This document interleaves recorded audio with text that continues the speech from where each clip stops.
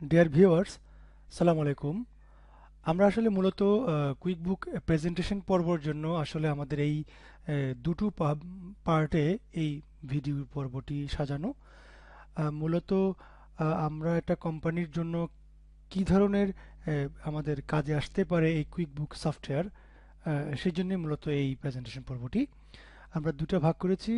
এই প্রথম পার্টে হচ্ছে যে অ্যাবাউট মানে বা একটা ওভারঅল ভিউ, মানে কুইকবুকে কি আছে, আমাদের আসলে মূলত কি কাজে লাগবে। তো আমরা শুরুতেই দেখতে পাচ্ছি এখানে উপরে কোম্পানির নাম এবং এটার ভার্সনটা কুইকবুক প্রো। আর এখানে রিমাইন্ডার অপশনটা আমাকে শুরুতে দেখানো হয়েছে, অর্থাৎ কুইকবুকে একটা চমৎকার রিমাইন্ডার অপশন থাকবে।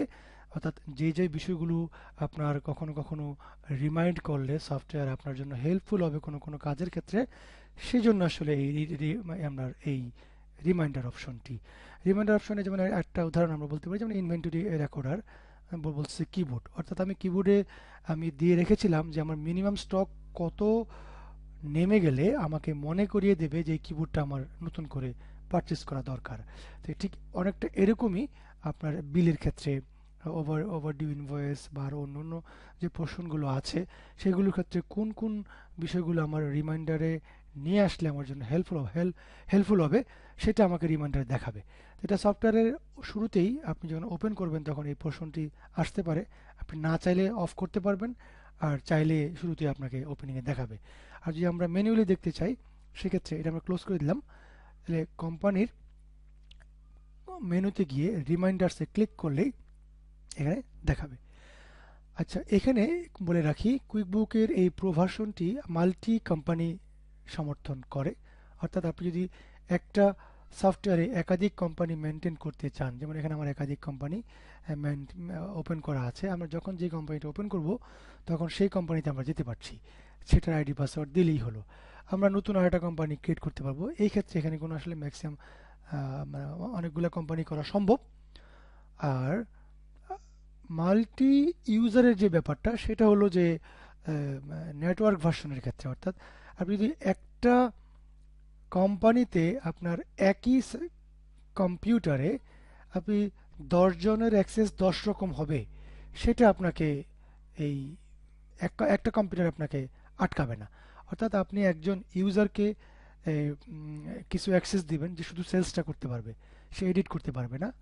আবার সে কেউ শুধু পারচেস করতে পারবে, অথবা তাকে এডিট অপশনটা অফ করে দিলেন, অথবা সে শুধু এন্ট্রি করতে পারবে, রিপোর্ট দেখতে পারবে না। অর্থাৎ এরকম কোনো কাস্টমাইজেশন ব্যাপার থাকলে অ্যাডমিন ইউজার সেটি ডিসাইড করতে পারবে। অর্থাৎ একটা কম্পিউটারে আপনার এক এক সময় এক একজন ঢুকে তার নিজস্ব আইডি পাসওয়ার্ড দিয়ে এক একজনের কাজ করবে, সেক্ষেত্রে এই সিঙ্গেল ইউজার দিয়েই সম্ভব। অর্থাৎ সিঙ্গেল ইউজার বলতে বোঝাচ্ছে সিঙ্গেল পিসি। বেসিক্যালি মাল্টি ইউজার বলতে এখানে বোঝাচ্ছে আমি একের অধিক, অর্থাৎ 2 3 4 5টা কম্পিউটারে যদি আমি একই সাথে ব্যবহার করতে চাই, একটা সার্ভারকে আমরা অ্যাক্সেস করব, সেটাকে মূলত মাল্টি ইউজার বলা হচ্ছে। অর্থাৎ সেটা মাল্টি ইউজার না হলে একই সাথে 5জন ব্যক্তি কাজ করা সম্ভব নয়। তো যাই হোক, আমরা এখানে ব্যাকআপের পোর্শনগুলো অটোমেটিক্যালি ব্যাকআপ নেওয়ার সুযোগ আছে, এমনিতে ম্যানুয়ালি ব্যাকআপ নেওয়া যায়। আর তাছাড়া আরও অনেক সুযোগ আছে। চমৎকার চমৎকার, এটা ইন্টারন্যাশনাল একটা সফটওয়্যার। সো এটা প্রোডাক্টের মানের দিক থেকে বলতে হবে যে ওয়ার্ল্ডের সেরা প্রোডাক্টের একটা। আমরা যদি 2 4 5টা প্রোডাক্ট ওয়ার্ল্ডের সেরা চিন্তা করি, তার মধ্যে কুইকবুক একটা। কুইকবুক প্রথম সারির 1 নম্বর 2 নম্বরে 3 নম্বরে থাকবে, এর নিচে যাবে না। মোটামুটি ওই কোয়ালিটির প্রোডাক্ট। এটার ডেস্কটপ ভার্সন এবং অনলাইন ভার্সন ব্যবহার করা যায়। তবে ডেস্কটপ ভার্সনের ক্ষেত্রে আমরা ক্লাউডের সুবিধা নিয়ে অ্যাকাউন্ট অ্যাক্সেসটা বিভিন্ন জায়গা থেকে নেওয়া যায়। এটা একটা চমৎকার সুবিধা। অর্থাৎ এটার যে ডেটা কানেক্টিভিটি, এটা খুবই চমৎকার। এটা আমাদের পক্ষে সম্ভব আমরা করে দিতে পারি। সেটা যদি আমরা এখানে যেভাবে ক্লাউডের মাধ্যমে অনলাইনের এই সুযোগটা নেওয়া যায়, সেটা আপনাদের যদি মানে এইভাবে ব্যবহার করতে হেল্পফুল হয়, তাহলে সেক্ষেত্রে ব্যবহার করা সম্ভব এই ডেস্কটপটাও ক্লাউডের মাধ্যমে। আর ফুল অনলাইনে গেলে আপনাকে মান্থলি বিল গুনতে হবে। অবশ্যই তাদের সার্ভারে থাকবে, কুইকবুকের সার্ভারে। সেখানে আপনাকে মান্থলি বিল দেন অথবা বাৎসরিক পে করেন, বাৎসরিক পে দিলে বিলটা একটু কমে আসবে। আপনাকে অবশ্যই তাদের যে প্যাকেজগুলো আছে, ওই প্যাকেজগুলো অনুযায়ী আপনাকে এই অনলাইনের ভার্সনগুলো চুজ করতে হবে।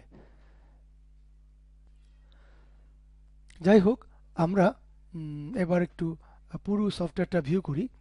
এখানে উপরের যে টপ আইকন বারটা আছে, এটাকে টপ আইকন বার বলে। এখানে আমরা কুইকবুকে বিভিন্ন মেনু সহ এবং এই হোম যে ভিউটি দেখতে পাচ্ছি আমরা, হোম ডিসপ্লেটা, এটার যে যা যা দরকার এখানে আমরা কাস্টমাইজ করে নিতে পারছি। অর্থাৎ এগুলো আমরা নিজেদের কাস্টমাইজ করা। আমরা যদি হোম ভিউটা অফ করে দিয়ে স্কেপ দিয়ে, অর্থাৎ আমার যা লাগে আমি এখানেই সেটা ভিউ করে কানেক্ট করে নিতে পারছি। অর্থাৎ এখান থেকে আমি অ্যাক্সেস করব আমার কোথায় যেতে হবে। যেমন এই শব্দগুলো আমি ক্রেডিট সেল লিখেছি, এখানে হোম ভিউতে কোথাও ক্রেডিট সেল কথাটি লেখা নেই, লেখা আছে ক্রিয়েট ইনভয়েস, এটাকে আমি এখানে ক্রেডিট সেল বলেছি। অর্থাৎ যে যেভাবে যেই ভাষায় বুঝে ওই ভাষাতে এটাকে সেট করে নেওয়া যায়। আর এই হোম ভিউটা আমরা একটু ডিসপ্লে করব, বলবো একটু। এখানে এই কুইকবুক প্রো 2016 ভার্সনে এস্টিমেটের পোর্শনটা আছে, কিন্তু আরেকটু আপডেটে গেলে আমরা সেলস অর্ডারের পোর্শনটা পাবো 18 ভার্সনে গেলে। যাই হোক, আমরা এখানে সেলস অর্ডার নেই। এখানে এস্টিমেট পোর্শনটা হলো, অর্থাৎ আমরা যদি কোটেশন করতে চাই অথবা সারাদিন আমার কি সেল হতে পারে একটা প্রাইমারি এস্টিমেট করতে চাই, সেটাও আমি এখানে এই কনসেপ্টও ইউজ করতে পারি অথবা কোটেশন কনসেপ্টও ইউজ করতে পারি। আমরা কোটেশন কাস্টমারকে দিলাম, কোটেশন অ্যাপ্রুভ হলো। অ্যাপ্রুভের পরে যদি ওই মাল আইটেমগুলো আমার পারচেস করার প্রয়োজন হয়, তাহলে আমি সরাসরি পারচেজও দিতে পারি অথবা পারচেস অর্ডারে দিতে পারি এখান থেকে। অথবা আমার মালটা যদি অ্যাভেলেবেল থাকে আমার স্টকে, তাহলে আমি এস্টিমেট থেকে চলে যাব সরাসরি ইনভয়েসে। জাস্ট আমি ইনভয়েস করব, আমার সেলটা হয়ে যাবে। তারপর আমরা এই ইনভয়েসের মধ্যেই আমরা যেটা করতে পারবো সেটা হলো চালানটা করতে পারবো। অর্থাৎ আমি যদি প্রাইস ছাড়া আমি চালান করতে চাই, সেটাও এখানে সম্ভব। অর্থাৎ আমি ইনভয়েস হবে আমার প্রাইস সহ, চালান হবে প্রাইস ছাড়া, একই জায়গায় আমরা দুটো কাজ করতে পারছি। তারপরে আমি টাকা রিসিভ করব এবং টাকাটা ডিপোজিট করব। রিসিভের সাথে একসাথেও ডিপোজিটটা করা যায় এবং সেটা পরবর্তীতে আলাদাভাবে করা যায়, দুটোই সম্ভব।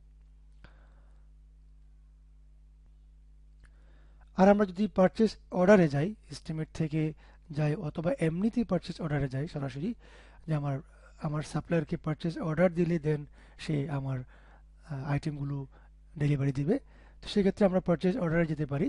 আর যদি পারচেস অর্ডার প্রয়োজন না হয়, সেক্ষেত্রে আমরা সরাসরি পারচেস করতে পারি। তো পারচেস করার ক্ষেত্রে আমরা পারচেস অর্ডারে গেলে যে সুবিধাটা সেটা হলো, আমরা কোটেশন থেকে আসি, কোটেশনে যে আইটেমগুলো চুজ করছি সেই একই আইটেম যদি আমার পারচেজ অর্ডার করতে যেতে হয়, তাহলে ওই আইটেমগুলো আমি রেডি পেয়ে যাচ্ছি পারচেজ অর্ডারে, নতুন করে আইটেমগুলো লিস্টিং করতে হচ্ছে না। আবার সেই আইটেমগুলো আমি পারচেজ করছি, সেটাও আমার জাস্ট খালি বললেই হলো যে আমি অমুক ভেন্ডরকে সিলেকশন করব, করলেই আমাকে দেখাবে যে you have a purchase order. Then আমি ওই পারচেজ অর্ডারটা সিলেকশন করলে আইটেমগুলো সিলেকশন হয়ে গেল। দেন আমি আমি যদি কি হতে পারে সেটা, receive inventory with bill, receive inventory without bill. অর্থাৎ আমাদের এমন হতে পারে যে আমি পারচেস করলাম এবং বিলটাও আমার কনফার্ম হয়ে গেছে, সেক্ষেত্রে রিসিভ ইনভেন্টরি উইথ বিল, অর্থাৎ দুটো কাজই একসাথে হয়ে গেল। আর যদি এমন হয় যে আমি বিলটা আমার সাপ্লায়ার আমাকে দেয়নি বা ভেন্ডর আমাকে শুধু আইটেমগুলো ডেলিভারি দিয়েছেন, বিলটা আমি পরবর্তীতে অ্যাপ্রুভ করব অথবা উনি বিল পাঠাবেন, সেক্ষেত্রে আমার উইদাউট বিল আমি আইটেমগুলো রিসিভ করলাম এবং স্টোরে আমার আইটেমগুলো চলে গেল। দেন আমি পরবর্তীতে উনি যখন বিলটা পাঠালেন, ওই আইটেম এর এগেনস্টে বা ইনভেন্টরি এগেনস্টে আমি বিলটা এন্টার করব। দেন উইল বি পে, আমরা তাকে পে করতে পারবো। আদারওয়াইজ আপনার লেজার থেকে এটা পে করা বা অ্যাডজাস্ট করা সম্ভব নয়। এছাড়া সাপ্লায়ার এবং কাস্টমারের জন্য যে দুইটা ভাগ, ভেন্ডর এবং কাস্টমার আমরা দেখতে পাচ্ছি। আমরা সাপ্লায়ার বলি বা ভেন্ডর বলি কেউ কেউ, আমরা কাস্টমারের প্যানেল দেখতে পাচ্ছি। এখানেও আর কিছু বিষয় আছে, সেগুলো যেমন আমার কাস্টমারকে আমরা স্টেটমেন্ট দিতে পারবো মাস শেষে বা 2 মাসে, 3 মাসে, অথবা যেভাবে আমি ডেটটা চাচ্ছি একদিনেরও দেওয়া সম্ভব। আমি যেটা কাস্টমারকে আমার ওভারঅল, তার সাথে আমার যতবার লেনদেন বা ট্রানজ্যাকশন হয়েছে সেটা আমরা ওভারঅল ভিউর উপরে একটা স্টেটমেন্ট দেওয়া কাস্টমারকে সম্ভব। এই হচ্ছে মোটামুটি। আর ডান পাশে কোম্পানির মধ্যে চার্ট অফ অ্যাকাউন্টসটা আছে, ইনভেন্টরি ভিউটা আছে এবং ইনভেন্টরি অ্যাক্টিভিটিসটা, এবং আইটেম এবং সার্ভিস বলা হচ্ছে। আইটেম অর্থাৎ চার্ট অফ ইনভেন্টরি যদি আমরা বলি এইটা, এবং আরও যে পোর্শনগুলো আছে সেগুলো আমরা ডিটেলস আরও যাব। ট্রানজ্যাকশন করার সময় দেখব। যাই হোক, আমরা এই পর্বে আমাদের আরেকটু সেশন থাকবে, সেটা হলো আমরা চার্ট অফ অ্যাকাউন্টসটা একটু প্রিভিউ করব এবং চার্ট অফ ইনভেন্টরিটা। এটা আমরা এখানে কাস্টমাইজ করেছি, এখান থেকে যেতে পারি, অথবা মেনুতে গেলে চার্ট অফ অ্যাকাউন্টস, লিস্ট মেনুতে গিয়ে chart of accounts. Chart of অ্যাকাউন্টসটা নিজের মতো করে যত সমস্ত শব্দগুলো কাস্টমাইজ করা সম্ভব, এবং চমৎকার একটা রিলেশন আছে চার্ট অফ অ্যাকাউন্টসের সাথে চার্ট অফ ইনভেন্টরি বা আইটেম লিস্টের। অর্থাৎ আমরা এখানে যত সব আইটেম আমরা এখানে এন্ট্রি করছি, এই এন্ট্রির সাথে আমার চার্ট অফ অ্যাকাউন্টসের কোন হেডে রিলেশন থাকবে এটা নিজের মতো করে কাস্টমাইজ করা সম্ভব। এটা খুব জটিল বিষয়। অনেক লোকাল প্রোডাক্ট অথবা ট্যালি বা এই ধরনের যত প্রোডাক্ট আছে এদের এখানে এটা সম্ভবই না, অর্থাৎ ওখানে ফিক্স করা। আর আমি এখানে আমার ইনভেন্টরিকে আমার নিজের মতো করে চার্ট অফ অ্যাকাউন্টস সাথে আমি লিঙ্ক করে নিজের মতো করে কাস্টমাইজ করে আমি ডিজাইন করতে পারছি। অর্থাৎ আমরা যারা প্রফেশনাল আমরা এই কাজটা করে দিই। অর্থাৎ আপনি আপনার অ্যাকাউন্টিং ব্যাখ্যা বলবেন, অ্যাকাউন্টিং রূপরেখা বলবেন, আপনি আপনার কোম্পানির ট্রানজ্যাকশনের ধরন বা লেনদেন বলবেন, আমরা সেটিকে কাস্টমাইজ করে আপনাকে কানেক্টিভিটি তৈরি করে দেব। আপনি কিভাবে আপনার প্রফিট লস ব্যালেন্স শিট পর্যন্ত আপনি ভিউটা চাচ্ছেন সেটা আপনি যেভাবে বলবেন ঠিক অনেকটা ওরকমই আমরা এখানে কানেক্টিভিটি তৈরি করতে পারি এই ইনভেন্টরির সাথে চার্ট অফ অ্যাকাউন্টসের। অর্থাৎ চমৎকার কাস্টমাইজেবল। আমরা যদি ইনভেন্টরি ক্ষেত্রে যাই, এখানে আরেকটা বিষয় খুবই ডিফারেন্ট।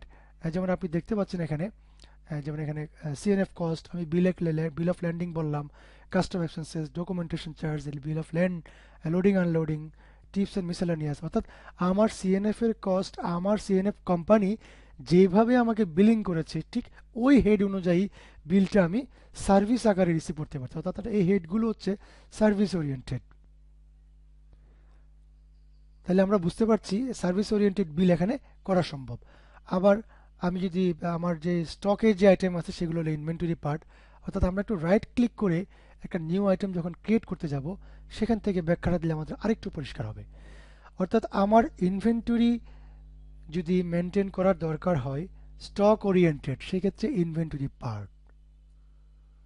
আমার ইনভেন্টরির যদি নন ইনভেন্টরি হয় সেক্ষেত্রে নন ইনভেন্টরি পার্ট। এটা অনেক সফটওয়্যারই নেই, অনেক আমাদের এরিয়ার মধ্যে বা আমাদের যে বাংলাদেশের ট্যাগিং মধ্যে যারা আমরা অনেকেই এটা করতে পারি না। আমাদের নিজেদেরও কাস্টমাইজ সফটওয়্যার আছে। আমাদের সুবিধার দিক থেকে বা কোয়ালিটির দিক থেকে আমরা অনেক সময় এই বিষয়গুলো মেনটেন করা আমাদের পক্ষে অনেক বড় একটা ইনভেস্টমেন্টের ফ্যাক্টর হয়ে যায়, যার কারণে আমরা অতটা ইনভেস্টমেন্টে যেতে পারি না। যাই হোক, আমরা এখানে আসি। এখানে কি আছে, ইনভেন্টরি পার্ট আমরা বুঝেছি, এটা সচরাচর সব সফটওয়্যারই ম্যাক্সিমাম সফটওয়্যারে আছে। নন ইনভেন্টরি পার্টটা হচ্ছে আমি স্টক মেনটেন করতে চাই না, কিন্তু সেটার কাউন্টিংটা রাখতে চাই, কাউন্টিং করতে চাই যে কত সংখ্যা। হ্যাঁ, আর ইনভেন্টরি পার্টের পার্থক্যটাও আমি আরেকটু এলিভেটলি বলি। ইনভেন্টরিতে যেমন আমরা যে পারচেস করি সেটা স্টকে অ্যাভেলেবেল হচ্ছে, যখন আমি সেল করছি তখন আমার কস্টিংয়ে হিট করছে। আর নন ইনভেন্টরি পার্টে আইটেমটা যখন আমি পারচেস করছি সরাসরি কস্টিংয়ে হিট করছে। অর্থাৎ আমার অনেক সময় খুচরা আইটেম থাকে, সেগুলো নন ইনভেন্টরি রাখলে বেটার। আমার বড় বড় ইনভেন্টরির ক্ষেত্রে, বড় ভ্যালুর ইনভেন্টরির ক্ষেত্রে কিছু টুকরো আইটেম থাকে যেগুলো ইনভেন্টরিতে মেনটেন করার দরকার নেই, সেগুলো নন ইনভেন্টরিতে ফেলে দিলে পারচেজ মানেই কস্টিংয়ে হিট করবে। সেক্ষেত্রে সম্ভব। যেমন আমরা যদি বলি ডেভেলপার কোম্পানি বা কনস্ট্রাকশন কোম্পানি, তাদের ক্ষেত্রে অনেক সময় দেখা যাচ্ছে যে ওই সিমেন্ট, ব্রিক, হ্যাঁ, তারপর হচ্ছে যে রড, এগুলো ইনভেন্টরি মেনটেন করার দরকার হয় না। কেউ কেউ করে, কেউ বা করে না। যাদের দরকার হয় না, যে আমি একটা বিল্ডিং 10 তলা করলাম, এখানে কতগুলো রড, সিমেন্ট, ব্রিক এগুলো লাগতে পারে, আমার একটা ধারণা আছে যে আমার, তখন আমার আমি কতগুলো পারচেস করছি বা কোন প্রজেক্ট ইস্যু করছি সেটির জন্য এই নন ইনভেন্টরিতে মেনটেন করলে তখন এই স্টকের সমস্যাটা আপনাকে আর বিড়ম্বনায় ফেলবে না। তো এই ছিল ইনভেন্টরিটা আর নন ইনভেন্টরি আমরা বুঝতে পেরেছি। সার্ভিসেরটাও আশা করি আমাদের ক্লিয়ার। অর্থাৎ আমাদের যদি সার্ভিস ওরিয়েন্টেড বিলিং হয় সেক্ষেত্রে যেমন সিএনএফ কোম্পানি আছে, ইন্টারনেট বিল আছে, ইলেকট্রিক বিল আছে, এগুলো বিল আকারে আমি রিসিভ করব, then I will pay the bill. হ্যাঁ, সেক্ষেত্রে আমি যদি সেটা করতে চাই সেটা আমি সার্ভিসে রেখে ওই হেড ওয়াইজ আমি বিলগুলা রিসিভ করব। তো এইভাবে সার্ভিসটা আমরা মেনটেন করতে পারি। ঠিক তেমনি এখানে আরো কিছু বিষয় আছে, যেমন আদার চার্জ। আমরা যে কোনো চার্জ আমরা যদি ইনভয়েসে হিট করতে চাই, কাস্টমারের ক্ষেত্রে, সেটা প্লাস হতে পারে, মাইনাস হতে পারে। আমি ইনভয়েসের মধ্যে সাব টোটাল করতে চাই, সেটা সম্ভব। আমরা ইনভয়েসের মধ্যে আমরা ইনভয়েসিং, এমন ইনভয়েসিং হতে পারে গ্রুপ করে সেল করা, বা এটাকে বলা হয় প্যাকেজ সেল বা বান্ডেল সেল, অর্থাৎ 5টা আইটেমে একটা বান্ডেল। সেটা আমরা ওই সেলটা আমরা আইটেমগুলো আমরা ইনভয়েসে শো করাতে পারি, নাও শো করাতে পারি, দুটোই সম্ভব। অর্থাৎ শুধু প্যাকেজ নামে সেল করে আউট করে দেব, অথবা আইটেমগুলো সহ শো করবে, হ্যাঁ, কতটা করে গেল, দুটোই সম্ভব। অর্থাৎ গ্রুপ করে সেল করাও সম্ভব। চমৎকার একটা সুযোগ এটা। ডিসকাউন্টের বিষয়টা থাকতে পারে, ডিসকাউন্টটা যদি আমরা দেখাতে চাই এখানে সরাসরি, এবং সেটার সাথে, এবং প্রতিটা বিষয়ের সাথে কিন্তু একটা অ্যাকাউন্টিং লিঙ্ক আমাদেরকে দিবে। আদার চার্জের ক্ষেত্রে যেমন অ্যাকাউন্টিং লিঙ্ক করতে হচ্ছে, হ্যাঁ, এগুলো কাস্টমাইজেবল। সাবটোটালের ক্ষেত্রে শুধু সাবটোটালটাই, গ্রুপের ক্ষেত্রে শুধু গ্রুপটাই। আবার যদি ডিসকাউন্ট দেই, ডিসকাউন্টের ক্ষেত্রেও সেরকম আপনার ডিসকাউন্ট অপশনটাকে আমরা কোন অ্যাকাউন্টের সাথে অ্যাড করতে যাই, সেটা ডিসকাউন্ট এক্সপেন্সেস, অথবা আরেকটা হতে পারে, যেমন আমরা যদি কোনো চার্জকে রিসিভেবল বা পেয়েবল করে রাখতে চাই, যেমন আমরা ভ্যাট ট্যাক্সেরটা পেয়েবল রাখতে পারি লাইবিলিটি আকারে, পরবর্তী সারা বছর শেষে আমরা পে করি অনেক সময়, বা অনেক সময় সরাসরি এক্সপেন্ডিচার আমরা দেখাইতে পারি না, আমরা ভ্যাটটা জমা দিয়ে দিয়েছি, সেগুলো। অর্থাৎ এই অ্যাকাউন্টিং লিঙ্ক ফ্যাক্টরগুলো দরকার হয়। এইভাবে আমাকে সে কাস্টমাইজ করার সুযোগ দিচ্ছে সফটওয়্যার। অর্থাৎ আপনার প্রয়োজন, আর এখানে আপনার আমাদের মতো প্রফেশনালরা সেটাকে আমরা কাস্টমাইজ করে আপনাকে কমপ্লিট করে দিচ্ছি, এটাই আমাদের কাজ। যাই হোক, এইভাবে আমরা ইনভেন্টরিটা মেনটেন করা সম্ভব, এবং এটার সাথে আমরা আশা করি বুঝতে পেরেছি আমার চার্ট অফ অ্যাকাউন্টসের যে কি একটা চমৎকার সম্পর্ক আছে। এবার আমরা আসি চার্ট অফ অ্যাকাউন্টসের অ্যাকাউন্টস রিসিভেবল ফ্যাক্টরি। আমরা যদি যাই আমাদের এখানে কোম্পানির পরে কাস্টমার সেন্টার, ভেন্ডর সেন্টার বা সাপ্লায়ার সেন্টার এবং এমপ্লয়ি প্যানেল, তিনটা চমৎকার প্যানেল দেওয়া আছে আলাদাভাবে। অর্থাৎ আমার কাস্টমার সেন্টারের যদি আমি বলি, আমরা এখানে কোনো কাস্টমারের সাথে কোনো লেনদেন করি, অটোমেটিক্যালি এই লেনদেনের এই চিত্রটা অবশ্যই আপনাকে এই রিসিভেবলের সাথে, কাস্টমার অ্যাকাউন্টস রিসিভেবলের সাথে সম্পর্কযুক্ত। অর্থাৎ আমরা এখানে কোনো ট্রানজ্যাকশন করলে যোগ করি, বিয়োগ করি, এখানে সেই চার্ট অফ অ্যাকাউন্টসে যা হিট করবে, কারণ এটা অটো রিলেশন করা আছে। এবং এই রিলেশনটা চাইলে আমরা অন্য যদি প্রয়োজন হয় যে কাস্টমার অনুযায়ী সেটাকে ভাগ করব, রিসিভেবল পার্টটাকেও ভাগ করব, সেটাও আমরা এই ভাগ করা সম্ভব, লেনদেনটা ভাগ করে করা সম্ভব। অটোমেটিক্যালি এই অ্যাকাউন্টস রিসিভেবলের সাথে এই কাস্টমারের লেনদেনটা ক্রিয়েট হবে, বা বাড়বে কমবে, রিলেশনটা ওইভাবে অটো ডিফল্ট করা। যাই হোক, এই কাস্টমার সেন্টারে আমরা যে জিনিসগুলো পাচ্ছি এই আমরা একটু ভিউ করি। প্রথমেই নিউ কাস্টমার, আমরা যে কাস্টমার ক্রিয়েট করতে যাই, আমাকে অনেক চমৎকার একটা প্যানেল আমাকে দিচ্ছে, যেমন অ্যাড্রেস ইনফো, তার কাস্টমারের কোম্পানির নাম, ব্যক্তির নাম, কাস্টমার নেম, কীভাবে তাকে মেনটেন করব সেটা হতে পারে, এবং তার কোম্পানির নাম ডিটেলস, লিগেল অ্যাড্রেস নাম, লিগেল নেমটা কী হতে পারে। অনেক সময় দেখা যাচ্ছে আমি কোম্পানির নাম একটা, আমি তাকে খুঁজবো আরেক নামে, এই সার্চিং অপশনে যদি আমি যেভাবে খুঁজতে চাই সেটা এখানে হবে। আচ্ছা, আর কোম্পানির নামটা আমি অ্যাড্রেসিং করব কিভাবে, সেটা এখানে হবে, এবং অ্যাড্রেসিং এখানেও কাস্টমাইজ করা সম্ভব। আর তার মোবাইল নাম্বার সহ বিভিন্নভাবে আমি এটাকে ইনফরমেটিক্স করতে পারি। পেমেন্ট সেটিংয়ের ক্ষেত্রেও আমি তাকে ক্রেডিট লিমিট দিব, তার অ্যাকাউন্ট নাম্বার, প্রাইস লেভেল, আরও যা যা বিষয় আছে, কোন ইমেলটা তার ডেলিভারি মেথড হিসেবে প্রেফার্ড হবে, এইগুলো ঠিক করা সম্ভব। সেল সেটিং ক্ষেত্রে ট্যাক্স ইস্যুগুলো, তার রিসেল নাম্বার কি হবে, এখানে আমরা অ্যাড করতে পারি। কাস্টমার টাইপ, এডিশনাল ইনফো, অর্থাৎ এখানে যদি আমরা যাই কাস্টমার টাইপে, আমি কাস্টমারটাকে কী ধরনের কাস্টমার, রেফারেল কাস্টমার না হোলসেল কাস্টমার, না অ্যাডভার্টাইজমেন্ট থেকে পেয়েছি, না রিটেল কাস্টমার, আমি যেভাবে তাকে মেনশন করব আমি সেইভাবেই রিপোর্টটা আশা করতে পারি। মেনশন করার উপকারিতা হচ্ছে এটা, আমি মেনশন করলে আমাকে দেখাবে।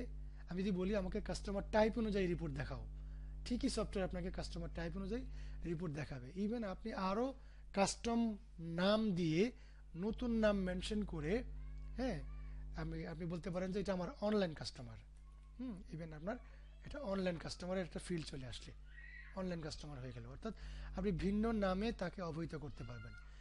এরপর এখানে আসবে রিপ্রেজেন্টেটিভ, অর্থাৎ আপনার কোনো কাস্টমারকে আপনার নির্দিষ্ট প্রতিনিধি, বিক্রয় প্রতিনিধি বা সেলস, ওরা কেউ যদি এটাকে ডিল করে, তাকে তার দায়িত্বে এই কাস্টমারটাকে দিয়ে দিতে পারবেন। হুম আমরা যদি এখানে লিখি কোম্পানি নেম, যে আবিদ এন্টারপ্রাইজ,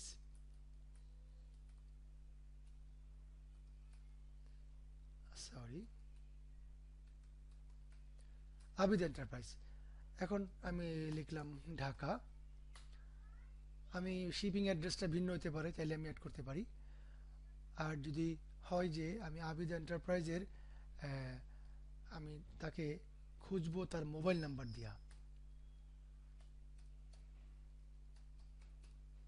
হুম তাহলে সেক্ষেত্রে আমি আবিদ এন্টারপ্রাইজ নামেও তাকে খুঁজতে পারবো, মোবাইল নাম্বার দিয়েও খুঁজতে পারবো। এইটা হচ্ছে আমার একটা সুবিধা।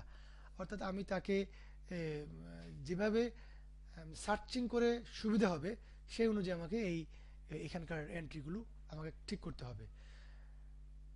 এখন ওপেনিং ব্যালেন্স, অর্থাৎ আমার অ্যাকাউন্ট ওপেনিং ব্যালেন্স আগের কী আছে সেটা আমরা দিয়ে দেব। এইভাবে আমি এখানকার সুবিধাগুলো নিতে পারি। এটা হলো কাস্টমার প্যানেল। আচ্ছা, আমি যদি এখানে আবিদ লিখি, আমাকে কিন্তু এই আবিদকেই বের করে দিয়েছে, আবিদ এন্টারপ্রাইজ। আর আমি তার মোবাইল নাম্বারটাও লিখি, তাহলে ওই মোবাইল নাম্বারটা মনে থাকলে বা রেকর্ডে থাকলে আমি মোবাইল নাম্বার সার্চ দিলে আমাকে বের করে দেবে। এটা হচ্ছে এখানকার বেনিফিশিয়ারি। ওকে, নিউ কাস্টমারের ছিল এই। আবার সেটা যদি বলি জব, সেটা তাহলে কি? জবটা হচ্ছে, অর্থাৎ আমার একটা কাস্টমারকে আমি একাধিক জব ভাবে, অর্থাৎ জব এগেনস্টে সাপ্লাই করতে পারি। অর্থাৎ সেটা আমি উদাহরণ দিতে পারি, এক্সপোর্টের ক্ষেত্রে হতে পারে। যেন আমি যদি এক্সপোর্ট করি, আমার কাস্টমার আমাকে এলসি দেবে, এলসি দিলে এলসি, এক একটা এলসি এক একটা জব, অর্থাৎ জব অনুযায়ী আপনি ইনকামটা করতে পারবেন এবং জব অনুযায়ী আপনি এক্সপেন্ডিচারও করতে পারবেন। সেক্ষেত্রে অর্থাৎ এই জবের এগেনস্টে আপনার ইনকাম কি হলো এবং এই জবের বিপরীতে আমার খরচ কি হলো, অর্থাৎ এবং এই জবের আমার লাভ ক্ষতি কি দাঁড়ালো, অর্থাৎ ইন্ডিভিজুয়াল জব অনুযায়ী প্রফিট লস আপনি পাবেন। এটা হচ্ছে একটা বেনিফিশিয়ারি। ওকে, এই জবের বেনিফিশিয়ারি ছিল। এই জবেও ক্ষেত্রেও আমরা ঠিক তাই, আমরা যদি একটা জব, যেমন এবিপি, এখানে যদি একটা অ্যাড জব করতে যাই, আমরা রাইট ক্লিক করে আমরা অ্যাড জব করতে পারছি, অথবা এটা ক্লিক করে আমরা এখানে গিয়ে অ্যাড জব করতে পারছি।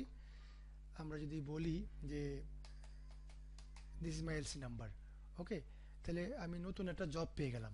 আমি যদি এখান থেকে ক্রিয়েট ইনভয়েসে যাই, এখান থেকে ইনভয়েসে যাওয়া সম্ভব, তাহলে ওই জবের এগেনস্টে ইনভয়েসটা হয়ে গেল। অর্থাৎ এই কাস্টমারের এগেনস্টে এটা ছিল একটা জব, এটা ছিল একটা জব এবং এটা আরেকটা জব।